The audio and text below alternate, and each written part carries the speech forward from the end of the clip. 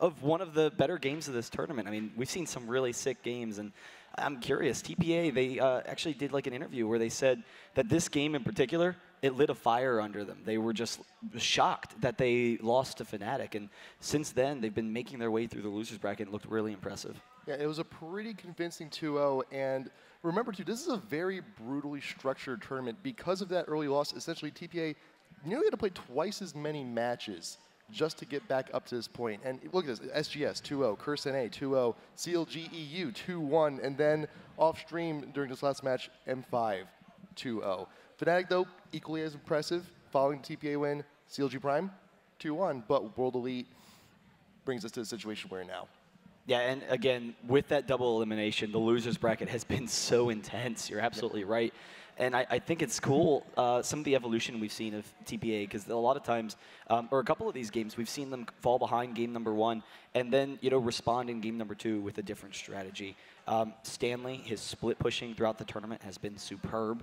You know, it's been insane. Like, if the game goes on too long, then it seems like there's no way to deal with it almost. Like, he puts on so much pressure around the map, Rengar or Nidalee. And Toys is one of the best defensive mid players in the game. He's so effective about shutting down any early aggression and trying to turn it around on you. And I think that's really TPA's strength. So it's going to be interesting. I think there's a lot of unique matchups here. Reckless, we saw in the first time they played, he was playing that Vayne pick. And TPA, they went with a more aggressive strategy. They were trying to force some fights.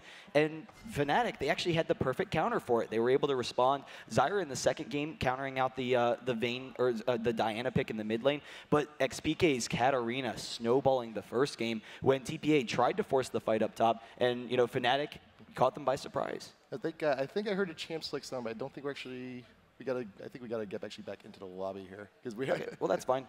So we are into the champ select. This is going to be really exciting. We get to check out some of these picks, and right off the bat, you see Toys' top champions, Anivia and Orianna, both being banned out. I mean, this is kind of what you have to expect against Toys, because with those champions, he can stall out the game forever. He prevents any sort of early aggression from FNATIC, which we've been seeing them use to snowball the game, and that really opens up Stanley to have that late game play and you know, do some really interesting things in the other lanes. There's the Rengar ban as well, so that's been dominant with TPA. Once again, guys, check out the voting below. Taipei Assassins with the lead right now, but you can vote throughout the entire match. So if you go on the website, ign.com/IPL, or have an iPhone app, then definitely check that out. Yeah, remember, you can change your vote during the game, too. So if you want to be a part of the crowd, if you want to go along with the swings, like, oh, they just got Baron, I think you might want to change, you can do that. And there's an Evelyn pick for FNATIC. So they had the first pick. They left open the Diana. So they're going to allow TPA to get the Diana. And it's interesting if TPA decides they want it. They could also go with Karthus, which actually might work against Evelyn, but it's going to be interesting to see what happens there. Grabbing the Cho'Gath, definitely very strong for them. But the scary thing with that Evelyn is we've seen XPK, how strong he is at snowballing games. And when they had that Evelyn against World Elite, that was the game that they stomped. Once World Elite had the Evelyn in the next 2 games, I mean, it was a close match, but you know, still, that Evelyn was a game changer. And it's interesting, if TPA decides to go with that Diana pick potentially off of that Evelyn pick, those are actually the games that we've seen TPA lose this weekend. When they try and go on the aggressive, on the offensive, when they pick Diana, when they pick TF, though we did see a couple of really impressive TF games from them. But it's the Diana pick, they know that it's such an aggressive champion, but a lot of teams, they've been strategizing against TPA perfectly. They've been catching them out of position, and they've been countering that pick. So really, I think TPA a little better when they're on the defensive end and slow the game out and, you know, play that kind of game. We did see the Cho'Gath pick on FNATIC, actually, in both games when in a previous set during the winners bracket. So it is interesting to actually see it over on TPA, so we'll see what they do with it. And then considering the Olaf here on FNATIC. Olaf for FNATIC and Ezreal as well. So, you know, we knew that they were going to go for the Ezreal pick. The Olaf kind of expected to take that away from TPA. And, you know, it's very smart picking from FNATIC. And that's something that we've seen the entire tournament, you know, how they manipulate the pick and ban phase in order to get advantages against the other team. I really like that TPA banned out that Zyra Blitzcrank, which, you know, put on a lot of pressure in that second game of that previous series. But it's going to be cool to see, you know, what else they do here. Yep, there's that Ezreal pick too. So one of the 2 that Reckless is pretty much only playing. You know, the other, of course, being the Vayne. So we'll see that. And also wondering what kind of support we'll be seeing. Unfortunately, not the Blitzcrank. Ooh, there is the Caitlyn. most often in this tournament, we've actually been seeing the Caitlyn paired up with the Nunu for that aggressive split, that aggressive push lane. But with the Sona in there, that's going to be quite a bit of range harass actually coming out of that double lane. Yeah, it's going to be a really aggressive lane. It still has a lot of pushing potential. It's interesting. A lot of people think that you kind of can't play that Caitlyn without the Sona, but there it is, the TF pick. And I was thinking it was coming because when they've run the Caitlyn Nunu in the past, they actually ran it with the TF, and it was able to give them a really early advantage. They're able to abuse people. So that's definitely a really exciting pick. And FNATIC grabbing the Shen, and we saw game number 1 versus World Elite, as well as game number 3. Shen actually put a lot of pressure around the map, and that's going to work perfectly to counter off that TF. If TF's trying for aggression down in the bottom lane, FNATIC can respond, but then also the Leona pick on N-rated, and it used to be one of his strongest champions. He shut down Double Lift in the CLG NA versus FNATIC games, and guess what? That's going to make things very difficult for Toys in fights on TF. Yep. We haven't seen a whole lot of Leonas actually throughout this weekend. Nope, not a lot. It's N-rated is the only one that I know of. Yeah, but it's strange. Actually, coming into this weekend, many of the teams, like one of the top 1 or 2 played supports for most of these teams, has actually been Leona. Oh, really? Yeah. That's interesting. I'm wondering where all the surprise Leonas are coming in from, because she's kind of dropped off for a bit, and people are a little concerned once you if you lose the lane as Leona, like if you get out harassed at all early on, then she really quickly loses lane presence. She still has a lot of burst damage later on, and the CC, the fact that she can penetrate into your back line is absolutely brutal, and it sets up perfect fights for them, which they have a nasty AoE team right now. And look at that. They have the Evelynn Shen that we saw in game number 1 of FNATIC versus World Elite. And that's going to open up opportunities for XPK to get some early kills. But then later on in the game, if they keep on going, they're just going to have so much AoE. They're going to try and wipe the board with TPA. But TPA, I'm really excited to see what they can do with this TF and what they've learned after that first FNATIC series. Because the first series, they did play the TPA game number 1, and FNATIC turned it around. Well, if Evelynn's chasing them down and picks up a triple kill or something early on, that's GG. I mean, that will be very difficult for TPA to deal with. But if the aggression works, it could really benefit them. Yep. And we're starting to see a little bit more Vladimir actually come in now as we approach the last day. I believe it was a FNATIC who actually had him last, though. He was in that 2v1, I believe. So, man, these are some crazy teams. I love the global presence from both teams. The junglers, that's going to be a lot of aggression actually coming on in. And we've been seeing a lot of Caitlyn here too.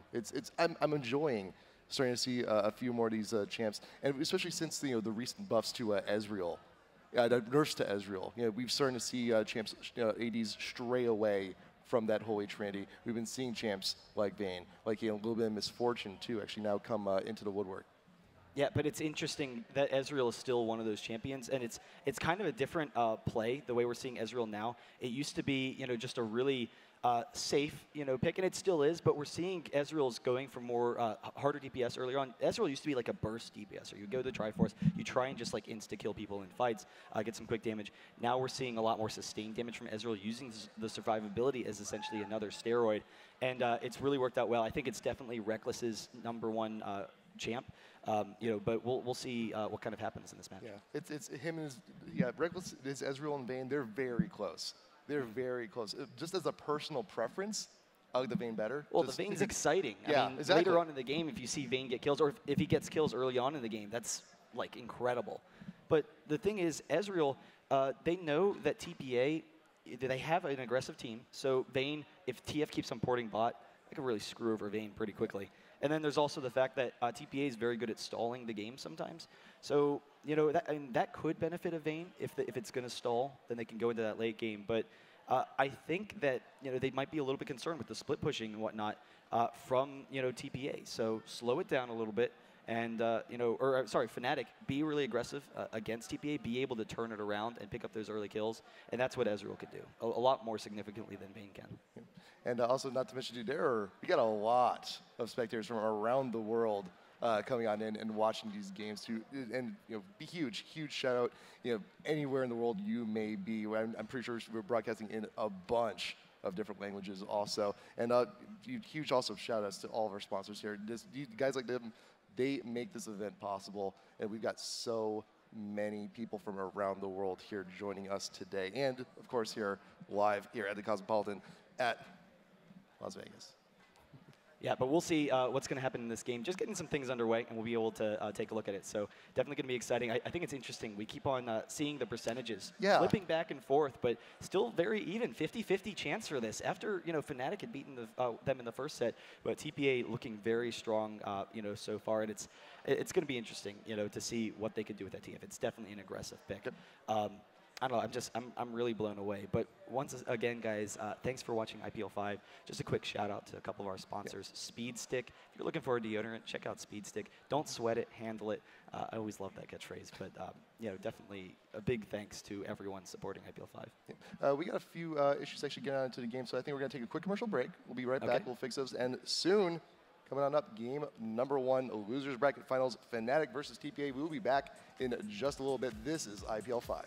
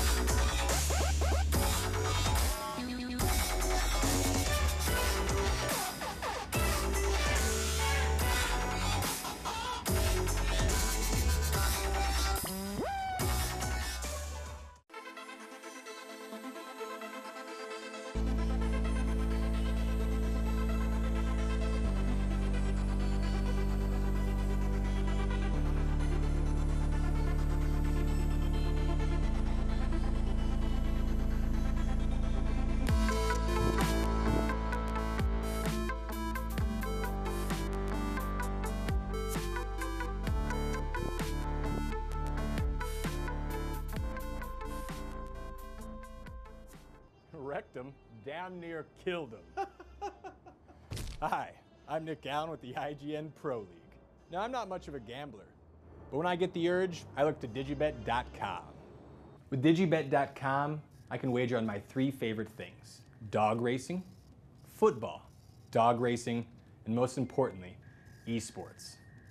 With my extensive knowledge of competitive gaming, why just watch the tournaments when I can profit from them?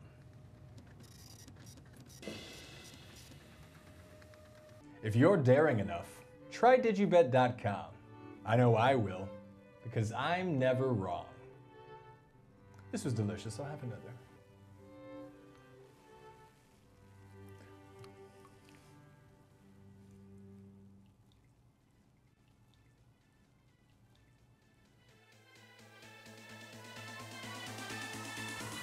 Wrecked him, damn near killed him.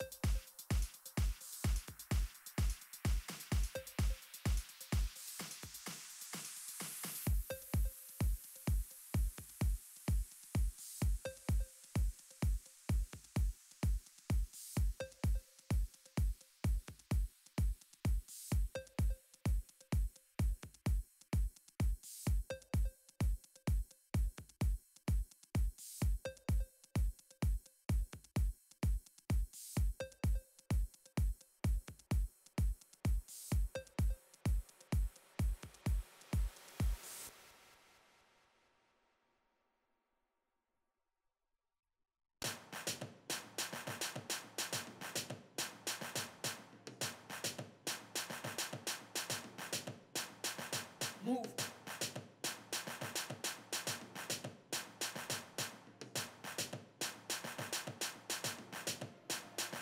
Move.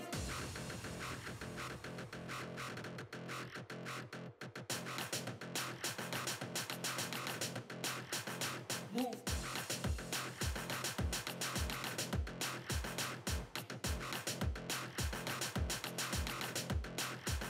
Move. Review for me. Review for me. Review for me. Review for me. Review for me. Review for me. Review for me. Review for me. Review for me. Review for me. Review for me. Review for me. Review for me. Review for me. Move.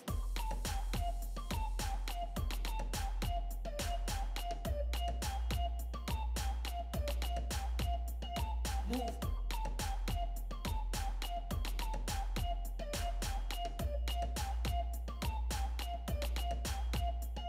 Move.